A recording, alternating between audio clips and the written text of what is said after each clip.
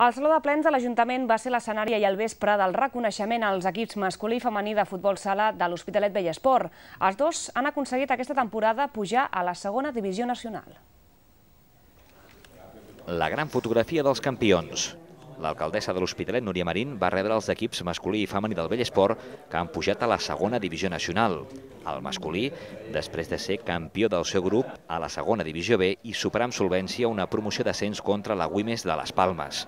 L'equip retorna a la segona nacional un any després de perdre-la. No faci una mica d'ascensor, que aconseguim trobar el botó, la tecla del pausa i ens mantinguem uns quants anys a segona divisió, que és la categoria que correspon a aquest club. El femení ha estat el flamant campió de la divisió d'honor catalana en un final de campionat molt igualat amb un altre equip de la ciutat, l'AEX de Carlos Alcázar Carlis.